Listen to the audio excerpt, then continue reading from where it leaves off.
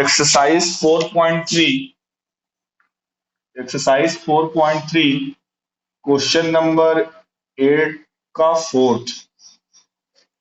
देखिए इसमें सभी जितने भी क्वेश्चंस हैं 1 2 3 4 5 सब बच्चों एक दूसरे से लिंकअप ही हैं। जैसे बोला जा रहा है in countries like USA and Canada temperature is measured in Fahrenheit. बच्चों आप जानते हो कि जो हम लोग डॉक्टर के यहाँ जाते हैं और फीवर डॉक्टर मेजर करता है तो वो जो टेम्परेचर बताता है तो क्या बोलता है, जैसे कहते हैं ना 102 बुखार है। 102 क्या, 102 उसके आगे क्या यूनिट क्या रहती है, कोई बता सकता है? सुने होगे ना। यस भैया, फ़ारेनहाइट होता है, ठीक है, फॉरेन नहीं, फॉरेन वो विदेश वाला फॉरेन कंट्री, फॉरेन नहीं, फ़ारेनहाइट। ठीक है, डिग्री फ़ारेनहाइट इसको बोलते हैं। टेम्परेचर की बच्चों 3 यूनिट होती है। टेम्परेचर ये तो केमिस्ट्री का पार्ट है फिलहाल कि degree Celsius and degree Fahrenheit, यही 3 यूनिट होती है टेम्परेचर की। और ये जो केल्विन होती है वो एसआई यूनिट होती है। एसआई यूनिट टेम्परेचर की क्या होती है? केल्विन होती है। ओके, ये डिग्री सेल्सियस, ये डिग्री फ़ारेनहाइट। तो जो हम लोग अपने बॉडी का टेम्परेचर या हम लोग सेल्फ से मेजर करें या डॉक्टर्स मेजर करते हैं, तो जो थर्मोमीटर का इस्तेमाल करते हैं, आपको पता होगा कि थर्मोमीटर की हेल्प से टेम्परेचर मेजर किया जाता है। उस थर्मोमीटर को एक स्पेशल नाम दिया जाता है, आई थिंक क्लिनिकल थर्मोमीटर कहा जाता है, राइट? हाँ ठीक है, डिजिटल। हाँ ठीक है, अच्छी बात है। तो जो क्लिनिकल थर्मोमीटर होता है बच्चों, अगर मैं डिग्री सेल्सियस की बात करूं तो उसमें जो डिग्री सेल्सियस का जो मार्क होता है, उसकी जो रेंज होती है, जो उसमें लिखा हुआ रहता है, वो from 35 degree Celsius to 42 degree Celsius लिखा रहता है। 35 डिग्री सेल्सियस से 42 डिग्री सेल्सियस का उसमें टेम्परेचर लिखा रहता है। और अगर डिग्री फ़ारेनहाइट की बात करें, यानी जो फ़ारेनहाइट में आपको बोला जाता है कि 102 बुखार है, तो उसका बच्चों रहता है कितना, 95 डिग्री फ़ारेनहाइट से 110 डिग्री फ़ारेनहाइट। ये क्लिनिकल थर्मामीटर में ये रेंज लिखी रहती है। अगर डिग्री फ़ारेनहाइट स्केल है तो डिग्री फ़ारेनहाइट कहाँ से कहाँ तक उसमें मार्क रहता है, 95 डिग्री फ़ारेनहाइट से 110, यानी 95 डिग्री फ़ारेनहाइट से कम टेम्परेचर, 95 डिग्री फ़ारेनहाइट से कम टेम्परेचर आप नहीं कर सकते हो उस क्लिनिकल थर्मामीटर से, as well as 110 degree Fahrenheit से ज्यादा मेजर नहीं कर सकते। आपको पता होगा बॉइलिंग पॉइंट वाटर का 100 डिग्री सेल्सियस होता है। अब मैं आपसे पूछूं, क्या 100 डिग्री सेल्सियस टेम्परेचर आप क्लिनिकल थर्मामीटर से नाप सकते हो?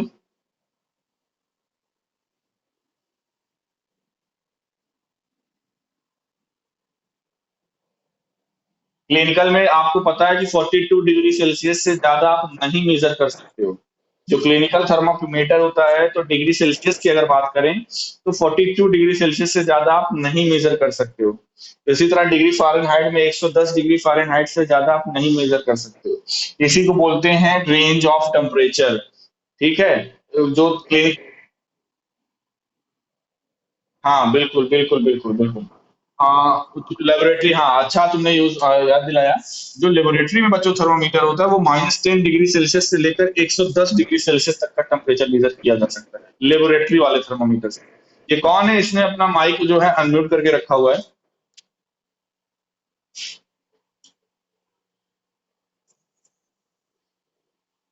जबरदस्ती, जब बोलना है तो आप बोलिए, फिर म्यूट कर लीजिए।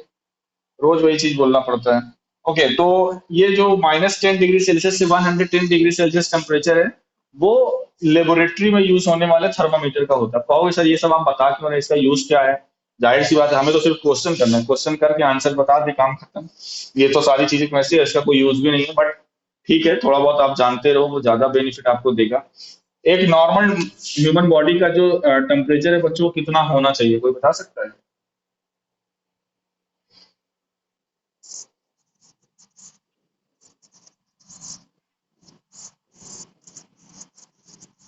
98.6 डिग्री फ़ारेनहाइट और 37 डिग्री सेल्सियस, ये होता है एक नॉर्मल ह्यूमन बॉडी का टेम्परेचर। इसी से अगर ज्यादा हो जाता है टेम्परेचर किसी का, तो हम बोल देते हैं ही और she will be suffering from fever. Okay, अब आते हैं अपने क्वेश्चन पे। क्वेश्चन देखिए, एक रिलेशन दिया हुआ है हमें इसके बीच में, क्योंकि डिग्री आप देख रहे हो, डिग्री सेल्सियस डिग्री फ़ारेनहाइट दोनों ही टेम्परेचर। फिर यार प्रशांत आपने अपने आप को वो कर लिया। डिग्री सेल्सियस, डिग्री सेल्सियस और डिग्री फ़ारेनहाइट। तो डिग्री सेल्सियस और डिग्री फ़ारेनहाइट में आपस में एक रिलेशन होता है। मतलब अगर अब जैसे आप लोग वो बोलोगे कि सर 37 डिग्री सेल्सियस है इसमें, डिग्री सेल्सियस वाले में नॉर्मल टेम्परेचर, इसमें 98.6 नॉर्मल टेम्परेचर है ह्यूमन बॉडी का। तो अगर डिग्री सेल्सियस में कोई टेम्परेचर दे दिया जाए, तो क्या उसको हम डिग्री फ़ारेनहाइट में कन्वर्ट कर सकते हैं? या डिग्री फ़ारेनहाइट में दे दिया जाए तो क्या हम उसको डिग्री सेल्सियस में कन्वर्ट कर सकते हैं? तो उसी के लिए एक फॉर्मूला दिया हुआ है, F इक्वल्स टू 9/5C या 9C/5 + 32। ये रिलेशन होता है, जिसमें से अगर डिग्री सेल्सियस की वैल्यू दी हुई है तो सी की जगह पे सेल्सियस वाली वैल्यू रख दोगे, सिंप्लीफाई करोगे तो डिग्री फ़ारेनहाइट में कितनी वैल्यू होगी आ जाएगी। या फिर डिग्री फ़ारेनहाइट में दिया हुआ है तो आप एफ की जगह पे वैल्यू रखोगे तो सी की वैल्यू आ जाएगी। अब जो इन्होंने क्वेश्चन पूछा फोर्थ वाला देखिए क्वेश्चन क्या है। आ, बोला जा रहा है if the temperature is 0 degree Celsius, यानी किसकी वैल्यू जीरो दी हुई है बताओ।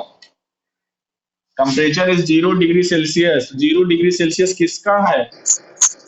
हाँ, यानी सी की वैल्यू जीरो दी गई है, सी की क्या वैल्यू है? जीरो। तो पूछा क्या जा रहा है, what is the temperature in Fahrenheit. Okay, तो सिंपल सी बात है। अगर इस फार्मूले में बच्चों आप सी की जगह पे जीरो रख दो, सी की जगह पे क्या रख दो? जीरो। 9/5 × 0 + 32, ये वाला पार्ट खत्म। तो ये हो जाएगा 32 डिग्री फ़ारेनहाइट। यानी अगर सी की वैल्यू जीरो है तो फ़ारेनहाइट में वो टेम्परेचर कितना होगा? 32 डिग्री फ़ारेनहाइट।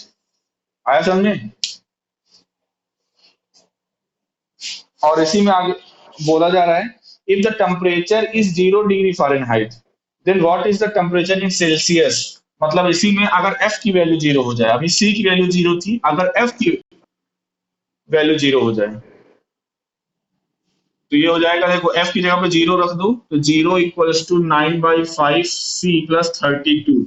32 को एलएचएस में भेज दो तो -32 हो जाएगा, =9/5C। 5 को उधर भेज दो तो ये हो जाएगा 160 =9C। सी की वैल्यू क्या हो जाएगी? -160/9। ये कटेगा? पूरा पूरा तो नहीं कटेगा, डेसिमल में लाना हो तो ला सकते हो। 9 × 1 = 9, 7 बचा, 9 × 7 = 63, फिर 7 बचा, 9 × 7 = 63, फिर 7 बचेगा, ऐसे 7 7 आता जाएगा। तो सी की वैल्यू हो जाएगी -17.8 डिग्री सेल्सियस माइनस में। ठीक है, तो ये हो गया एट्थ के फोर्थ का सोल्यूशन। दो क्वेश्चन थे एट्थ के फोर्थ में। बोला जा रहा था अगर सी की वैल्यू जीरो है तो एफ की वैल्यू क्या होगी, और अगर एफ की वैल्यू जीरो है तो सी की वैल्यू क्या होगी। आया समझ में मिस्टर मन Tripathi?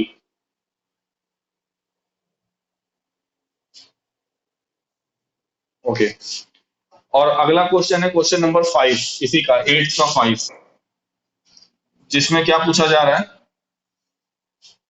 is there is a temperature which is numerically same in both Fahrenheit and Celsius? If yes, then find it। बोला जा रहा है कोई ऐसी सिचुएशन हो सकती है क्या जिसमें एफ और सी सेम हो जाए, मतलब डिग्री सेल्सियस में भी वही चीज और डिग्री फ़ारेनहाइट में भी वही चीज। तो आपको करना क्या है, यहाँ पर एफ की जगह पे सी रख दीजिए, आपको पता चल जाएगा कि किस टेम्परेचर पर ऐसा होगा। एफ की जगह पे क्या रख दीजिए? सी रख दीजिए, तो हो जाएगा C = 9C/5 + 32। फिर क्या करिए, C - 32 = 9C/5, 5 को क्रॉस मल्टीप्लाई कर दीजिए, 5C - 160 = 9C। अब क्या करिए, माइनस सॉरी 5C को इधर भेज दीजिए, तो -160 = 9C में से 5C माइनस हो जाएगा, कितना आएगा? 4C। तो यहाँ से C की वैल्यू क्या हो जाएगी? -160 अपॉन, ये 4 उधर जाएगा डिवाइड में, 4 हो जाएगा, इसको कैंसिल कर दो। सी की वैल्यू क्या आई? -40 डिग्री सेल्सियस। -40 डिग्री सेल्सियस पर डिग्री फ़ारेनहाइट और डिग्री सेल्सियस की वैल्यू सेम होती है। ठीक है,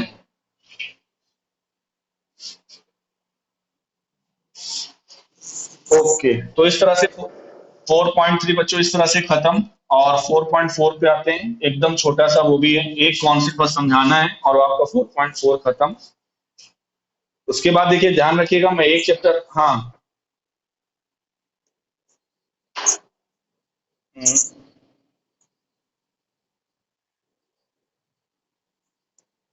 बिल्कुल।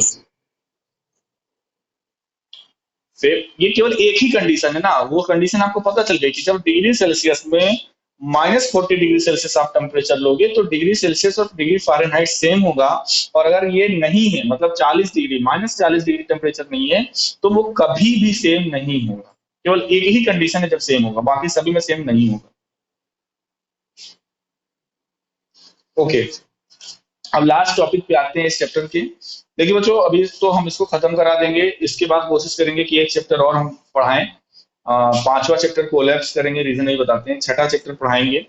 पांचवा चैप्टर है इंट्रोडक्शन टू यूक्लिड ज्योमेट्री, जो कि पूरा का पूरा थ्योरेटिकल है और ऐसे क्लास में मुझे नहीं लगता आप अच्छे से समझ पाओगे। तो जब भी कोई फिजिकल क्लासेस होंगी कोशिश करेंगे वहां पर पढ़ाएं हम इसको। और छठा चैप्टर लाइंस एंड एंगल्स है, ज्योमेट्रिकल चैप्टर है, थोड़ा सा उसमें इंटरेस्ट भी रहेगा आपको। इसके बाद वही चैप्टर पाएंगे। एक और चीज ध्यान रखिएगा, अगर बीच में क्लासेस सस्पेंड होती हैं या फिर मान लो छठा चैप्टर हो गया, तो बच्चों उसके बाद यानी आपके टोटल 5 चैप्टर हो जाएंगे, 1 से 4 इधर हो गया, एक चैप्टर और पढ़ा देंगे, यानी 5 चैप्टर। आपकी बुक में 15 चैप्टर है, यानी 1/3 सिलेबस आपका खत्म। अभी तक तो हम केवल एनसीईआरटी से कर रहे थे। इसके बाद कुछ दिनों के लिए हम बंद कर देंगे, मतलब एनसीईआरटी से क्वेश्चंस नहीं कराएंगे। अब वही 5 चैप्टरों में से रिवीजन चलेगा, रिवीजन इन द सेंस फिर जो बच्चों ने रेफरेंस लिया हुआ है, चाहे वो आरडी हो, आरएस हो, कोई भी पब्लिकेशन हो, रेफरेंस के क्वेश्चंस या उसमें से कुछ क्वेश्चंस हम आपको देंगे करने के लिए। तो आप लोग उसके लिए रेडी रहो। इफ इन केस आपको इधर 10-15 दिन की छुट्टियां मिलती हैं सपोज करो स्कूल की तरफ से, तो आप लोग अपना समय किसमें वेस्ट नहीं, किसी अदर चीज में वेस्ट नहीं करोगे। आप लोग अपना समय रेफरेंस या फिर अदर क्वेश्चन जितना आपने पढ़ा हुआ है मेरे से, तो उन चैप्टर्स के एक्स्ट्रा क्वेश्चन, चाहे वो एनसीईआरटी एग्जाम्पलर आप डाउनलोड कर लो, एनसीईआरटी एग्जाम्पलर से कर सकते हो, आरडीआरएस से कर सकते हो। मतलब एक्स्ट्रा क्वेश्चंस आपको लगाना है और आपको हमारे लिए क्वेश्चन रखना है कि सर ये क्वेश्चन हमको नहीं आया। ठीक है, ये रेफरेंस का यूज है। अब क्लियर है? जिन्होंने रेफरेंस खरीदा हुआ था अभी तक सोच रहे होंगे कि ऐसे साइड में पड़ा हुआ था तो एनसीईआरटी से पढ़ा पढ़ा के खत्म कर दे रहे हैं, तो उस बुक का यूज क्या है? अब इस बुक का यूज है, आपके पास 5 चैप्टर लगभग हो जाएंगे, आपके पास पर्याप्त समय मैं दे रहा हूँ।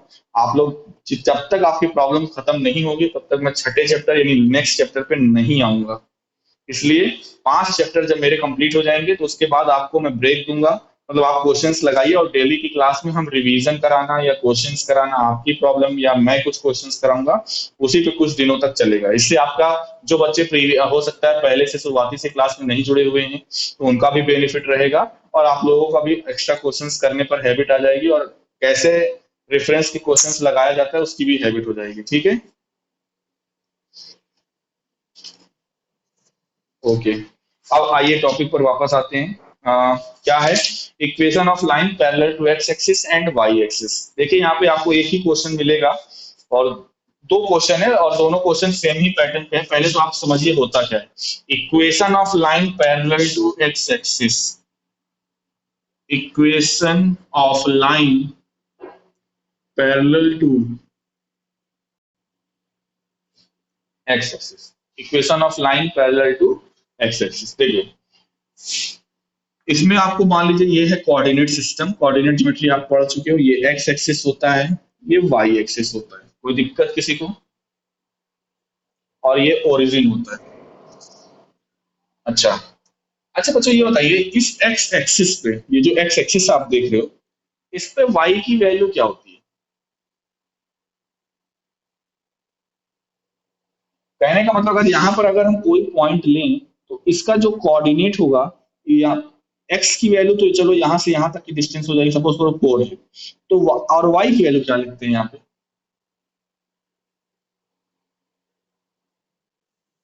हाँ, इतना सोच क्यों रहे हो आप लोग? एक्स एक्सिस पे, पूरी एक्स एक्सिस पे वाई क्या होता है? 0 होता है। क्यों 0? वाई है क्या? वाई क्या है? परपेंडिकुलर हाइट है, कहां से? एक्स एक्सिस से। अब ये बताओ, जब पॉइंट खुद ही एक्स एक्सिस पे है तो उसकी कुछ हाइट होगी क्या? अब एक्स एक्सिस, इस पॉइंट की एक्स एक्सिस से हाइट क्या है? 0। लेकिन अगर यही पॉइंट यहां ना होकर यहां पर होता, तब हम क्या करते, देखो x मान लो, तब यहाँ पे परपेंडिकुलर डालते, x की वैल्यू तो यही रहती है क्योंकि यही पॉइंट है, तो मान लो x की वैल्यू तो 4 ही रहती, लेकिन जो हाइट है, हाइट क्या हो जाता, मान लो ये हाइट x एक्सिस से कितना है, 2 है, तो इसका कोऑर्डिनेट क्या हो जाता, 4,2। आया समझ कि नहीं? यानी y क्या होता है, ये जो y जिसको हम लोग ऑर्डिनेट बोलते हैं, y क्या होता है, y होता है उस पॉइंट की x एक्सिस से परपेंडिकुलर डिस्टेंस। जैसे यहां पर पूछा जाए, इस पॉइंट के लिए y जो है 2 है, और ये 2 कैसे आया? हाँ, ये कौन है जो अनम्यूट किया हुआ है?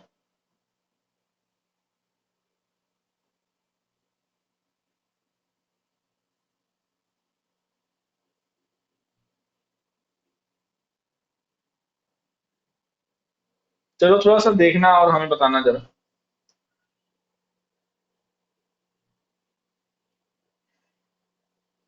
ओके, तो देखिए हम ये बोल रहे थे y क्या होता है, y होता है उस पॉइंट की x एक्सिस से परपेंडिकुलर डिस्टेंस।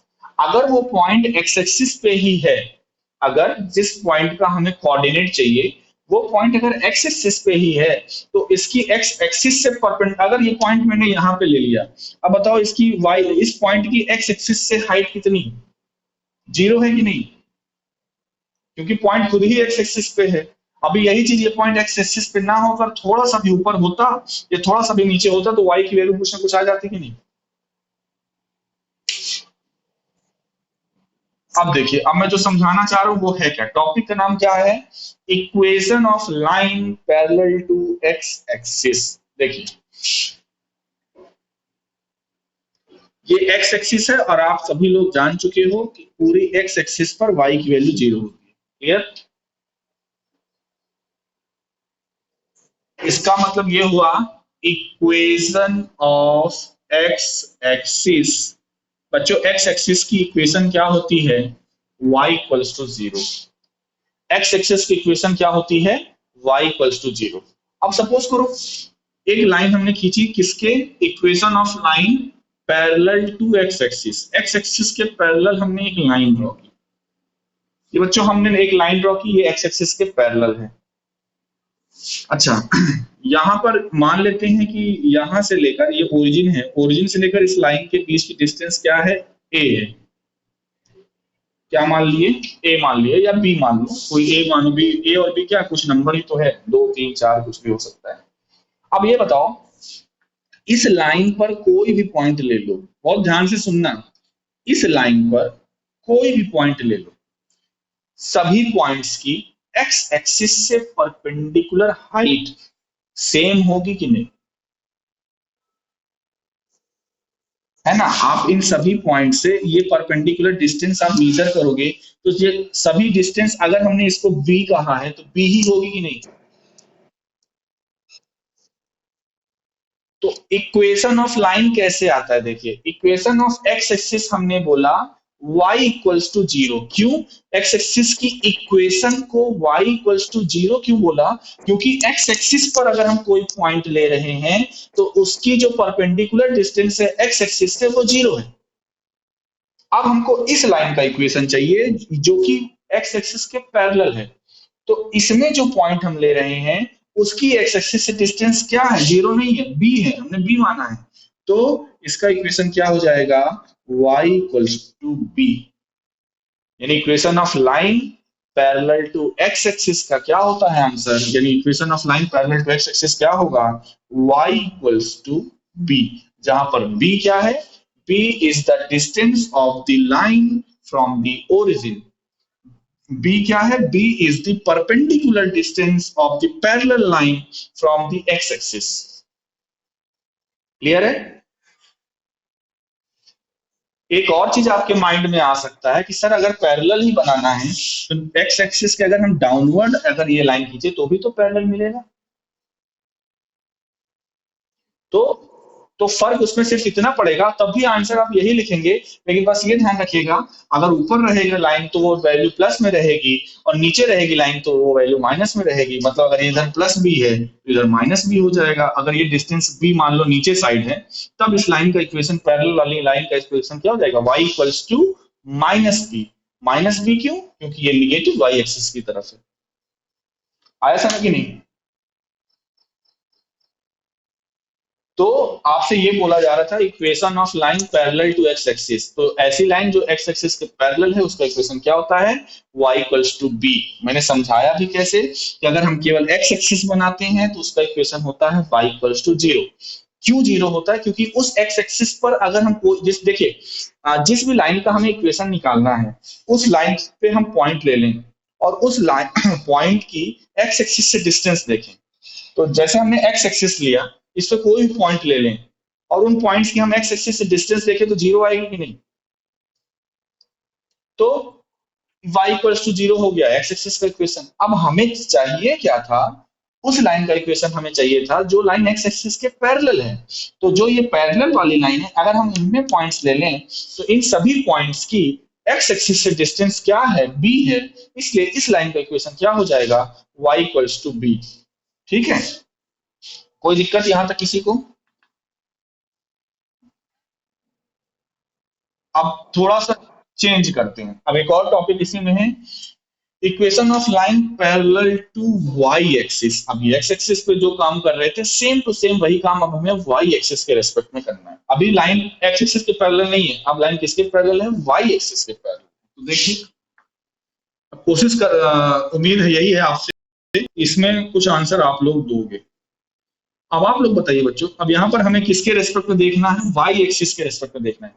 जैसे हमने वहां पर एक्स एक्सिस का पहले इक्वेशन लिखा था, मैं आप लोगों से पूछूं इक्वेशन ऑफ वाई एक्सिस, तो बताओ क्या होता है वाई एक्सिस का इक्वेशन।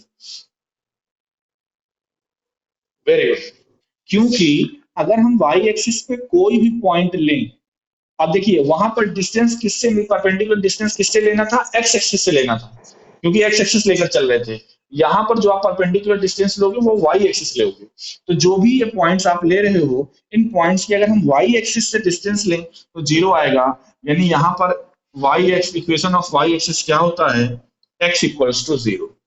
ठीक है, अब अगर हम एक लाइन ड्रॉ करें जो वाई एक्सिस के पैरेलल है और ओरिजिन से मान लेते हैं ये ए यूनिट डिस्टेंस पर है, बताइए इस पैरेलल लाइन का इक्वेशन क्या होगा, equation of line parallel to Y axis, कोई बताए। Very good, very good, very good, very good, very good, एकदम सही आप लोगों ने बोला। अगर ये x इक्वल्स टू जीरो है वाई एक्सिस और ये लाइन इसके पैरेलल है a डिस्टेंस पर है, तो x equals to a।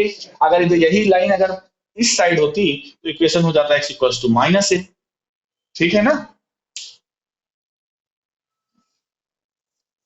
Okay, अब मैं सीधा आता हूं बच्चों, यही यही दो चीज थी, और उसके बाद अब जो क्वेश्चन है वो रिप्रेजेंट करना है आपको, ग्राफिकली रिप्रेजेंट करना है। 4.4 में दो क्वेश्चन है, दोनों ही क्वेश्चन सेम ही है कहूंगा मैं। पहला भी क्वेश्चन वही काम करना है, दूसरा एक मैं बता दूं, दूसरा वाला मैं बता दे रहा हूँ, पहला वाला आप लोग कर लीजिएगा। ठीक है, ओके।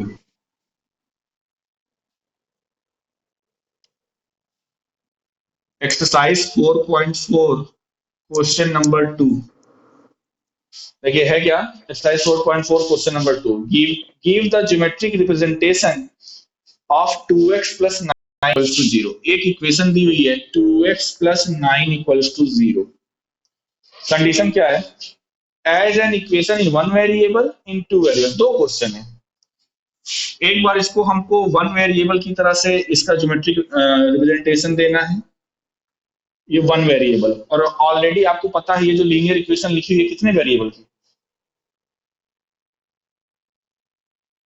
इसके कितने वेरिएबल हैं, टू। कौन बोला, टू कहां दिख रहा है, एक ही वेरिएबल तो है, एक्स वाई कहां है अभी। और दूसरा क्वेश्चन ये बोला जा रहा है कि इसको आप टू वेरिएबल की तरह से भी रिप्रेजेंट करिए ग्राफिकली। अच्छा ये बताइए, अगर ये टू वेरिएबल में अभी नहीं है तो क्या हम इसको टू वेरिएबल में बना सकते हैं? ऐसा बनाइए कि फिर फर्क भी ना पड़े, ऐसा नहीं कि अपने से वाई जोड़ दो। क्या करना है देखिएगा, मैं इसको ऐसे लिख रहा हूँ 2x plus 0y plus 9 equals to 0। ये बताइए इसमें और इसमें कोई फर्क है? इसको 0y का मतलब 0 ही तो होता है ना? तो ये कुल मिला के यही तो लिखा हुआ है। बट फर्क क्या है? ये देखिए, ये एक वेरिएबल की इक्वेशन लिखी हुई है। अभी यहाँ पर हमने जानबूझकर कितने वेरिएबल के लिख दिया? दो वेरिएबल का, क्योंकि हमें दोनों ही क्वेश्चन को करना है। ये टू वेरिएबल का है, क्योंकि टू वेरिएबल का स्टैंडर्ड फॉर्म आपको पता है, ए x plus B Y plus C equals to 0। ये टू वेरी और एक वेरिएबल का स्टैंडर्ड फॉर्म होता है ए x plus b equals to 0, right? तो हमें करना क्या है? बोला जा रहा है कि इस इक्वेशन को एज अ वन वेरिएबल आप जो ग्राफिकली ज्योमेट्रिकली का मतलब ग्राफिकली रिप्रेजेंट करो, और एज अ टू वेरिएबल भी ग्राफिकली रिप्रेजेंट करो। तो टू वेरिएबल नहीं है तो हमने टू वेरिएबल बनाया। इसी तरह से आप लोग जो पहला वाला क्वेश्चन है उसमें y इक्वल्स टू 3 लिखा हुआ है, तो जब y इक्वल्स टू 3 लिखा हुआ है, ये तो वन वेरिएबल वाला तो चलो मान लो बना है। जब टू वेरिएबल आपको बनाना पड़ेगा, तो इसको आप क्या करोगे? 0x plus Y equals to 3 या -3 इक्वल्स टू 0, या इसको भी आप क्या लिख सकते हो? y -3 equals to 0। तो ये वन वेरिएबल का हो जाएगा और ये टू वेरिएबल का हो जाएगा। ये पहले वाले में आपको काम करना है, ठीक है? करिएगा इसको आप अपने से पहला वाला। अच्छा, फिर क्या करेंगे? हमने बना दिया है, ये वन वेरिएबल का क्वेश्चन में दिया ही हुआ था। टू वेरिएबल का बनाना था, तो टू वेरिएबल का हमने बना दिया। अब वन बाई वन हमको क्या करना है? ग्राफिकली रिप्रेजेंट करना है वन वेरिएबल। अच्छा ये बताइए, हाँ एक चीज और हमने पढ़ाया हुआ था, जब वन वेरिएबल होता है तो मैंने बताया था कितने सोल्यूशन होते हैं उस लीनियर इक्वेशन के। जब वन होता है तो लीनियर इक्वेशन के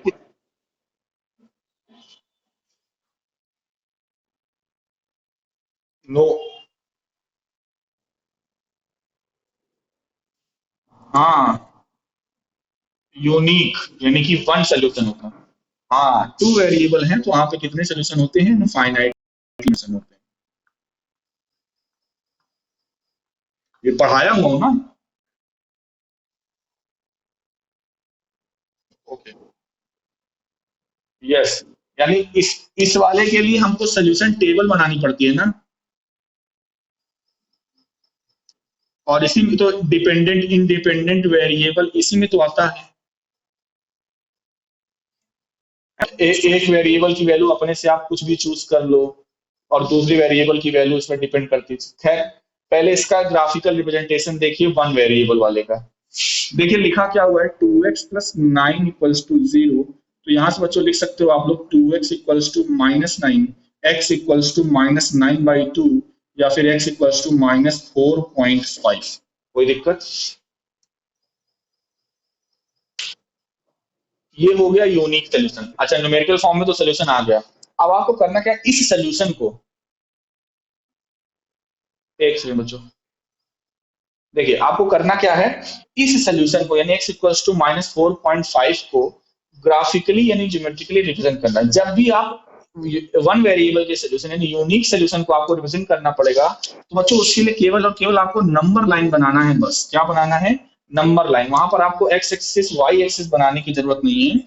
इसके लिए आपको केवल और केवल नंबर लाइन बनाना है। क्या करोगे? जैसे ये मान लो, ये देखो, ये नंबर लाइन हो गई, यहाँ पे हो गया 0।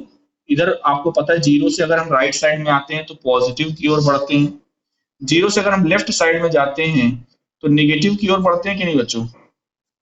ये -1 है, ये -2 है, ये -3 है, ये -4 है, ये -5 है। अब जरा ध्यान से देखिए, हमें किसको रिप्रेजेंट करना है? -4.5। आपको सभी को पता है -4.5 बच्चों यहाँ पर कहीं पे आएगा। -4 और -5 के बीच में आएगा कि नहीं? है ना? तो बस ये हो गया। बस आपने यहाँ पर बस ये एरो बना दोगे और इसी एरो के ऊपर लिख देना x इक्वल्स टू -4.5। यानी आपने वन वेरिएबल का ज्योमेट्रिकल रिप्रेजेंटेशन दे दिया। आपने क्या किया? नंबर लाइन बनाया और दिखा दिया कि नंबर लाइन तो ये पॉइंट कहाँ पर है। ये हो गया, आपका पहला वाला काम खत्म हो गया। यहाँ तक किसी को कोई दिक्कत? बोलिए।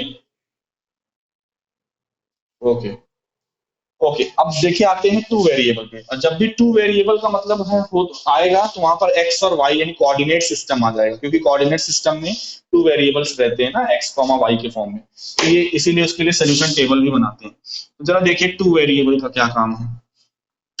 यहाँ पर इक्वेशन हमारे पास है 2x + 0y + 9 = 0। अब देखिए यहाँ पर करेंगे क्या, अगर हम इसको ऐसे लिख दें, 2x = -0y - 9, कोई दिक्कत? या फिर x = -0y - 9 and whole divided by 2, कोई दिक्कत? अब आपको बच्चों करना क्या है, यहाँ पर ये वेरिएबल जो दिख रहा है ये कैसा वेरिएबल कहलाता है, मैंने बताया वो बताइए। डिपेंडेंट या हाँ, इंडिपेंडेंट वेरिएबल। ये कैसा है, इंडिपेंडेंट है। और ये एक्स वाला यानी एक्स का जो वैल्यू होगी वो वाई की वैल्यू पर डिपेंड करेगी। लेकिन लकीली यहाँ पर हम लोग फ्री हैं, क्योंकि वाई की कुछ भी वैल्यू ले लो, क्योंकि इनटू में तो जीरो लिखा हुआ है। वाई की वैल्यू देखो मैं क्या ले रहा हूँ, एक बार मैं ले ले रहा हूँ 2, एक बार ले ले रहा हूँ 4, एक बार 2 ले लिया, एक बार 4 ले लिया, एक बार ले लिया 5। अच्छा बताओ, मैंने वाई की वैल्यू 2, 4, 5 ले ली, कुछ फर्क पड़ने वाला है क्या एक्स की वैल्यू पे? है ना? अगर आप कुछ भी रखोगे, अगर मैं सोल्यूशन की बात करूं तो देखो, देखा जाए तो ये जो पहला वाला टर्म है ये तो खत्म ही है ना, -9/2 ही आएगा कि नहीं हर केस में। -9/2 का मतलब क्या, -4.5। तो अगर y की वैल्यू 2 ले रहे हो तो भी x की वैल्यू -4.5 मिलेगी। अगर आप y की वैल्यू 4 ले रहे हो तो भी x की वैल्यू यही मिलेगी, 5 ले रहे हो तो भी x की वैल्यू यही मिलेगी। कोई दिक्कत किसी को? बस 3 पॉइंट्स बच्चों आपको मिल गए। इन्हीं तीनों पॉइंट्स को क्या करिए, आप ग्राफिकली रिप्रेजेंट कर दीजिए। तो देखिए, -4.5, 2 ये हो जाएगा पहला कोऑर्डिनेट हमारे लिए। -4.5, 4 ये हो जाएगा दूसरा कोऑर्डिनेट। और -4.5, 5 ये हो जाएगा हमारे लिए तीसरा कोऑर्डिनेट। इन्हीं तीनों कोऑर्डिनेट को हमें कोऑर्डिनेट सिस्टम यानी कार्टेशियन सिस्टम में क्या करना है, रिप्रेजेंट करना है बच्चों। ये एक्स एक्सिस वाई एक्सिस हमने बना दिया। अब देखिए, -1, -2, -3, -4, -5, -1, -2, -3, -4, -5, इधर 1 2 3 4 5, 1 2 3 4 5 कर दो।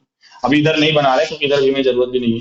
अब देखिए पहला पॉइंट क्या है, -4.5। आप सभी को पता है कि -4.5 यहाँ है, और कॉमा क्या है 2, यानी -4.5 से आप परपेंडिकुलर जाइए, तो इधर 2 से परपेंडिकुलर चाहिए। और जहां पर भी ये मीट करेंगे बच्चों, इसी पॉइंट का कोऑर्डिनेट -4.5, 2 होगा कि नहीं? हाँ बिल्कुल बिल्कुल, वही मैं दिखाने जा रहा हूँ। बिल्कुल, अगर 4.5, 4 है, क्या -4, 4 से इधर सीधा चले आओ, 4 से, और इसको आगे बढ़ा दो। ये जो पॉइंट रास्ते में मिलेगा ये हो जाएगा -4.5, 4, फिर 5 से इसी तरह चले आओ, और फिर इधर भी बढ़ा दो तो ये मिलेगा -4.5, 5। अब आपको 3 पॉइंट्स मिल गए हैं। इन्हीं तीनों पॉइंट्स को स्केल रख के जब आप लाइन ड्रॉ करोगे तो बच्चों ये ऐसी लाइन ड्रॉ होगी कि नहीं?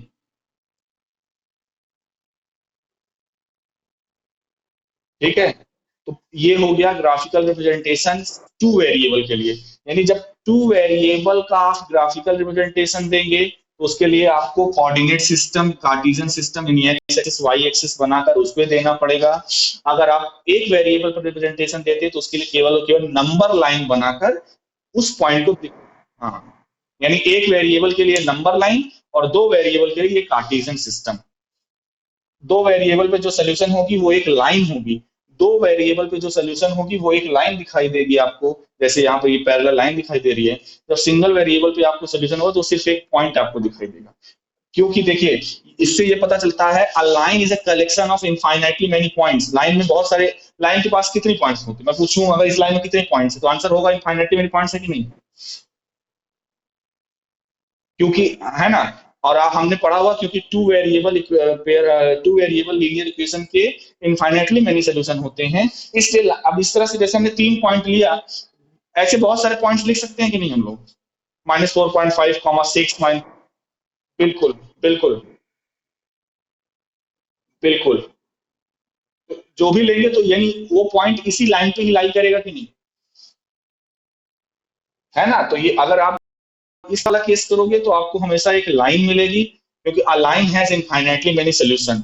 जब पहला वाला केस करोगे वन वेरिएबल का, वहां तो आपको एक पॉइंट मिलेगा, क्योंकि हम पढ़े हैं कि सिंगल वेरिएबल पे हमको एक सॉल्यूशन मिलता है, यूनिक मिलता है, इसलिए वहां पे सिर्फ पॉइंट मिलता है। ठीक है? तो इसका जो पहला वाला पार्ट है बच्चों, आप लोग कर लोगे ना 4.4 का पहला पार्ट, इसी तरह से करना है जैसे मैंने बताया। हो जाएगा?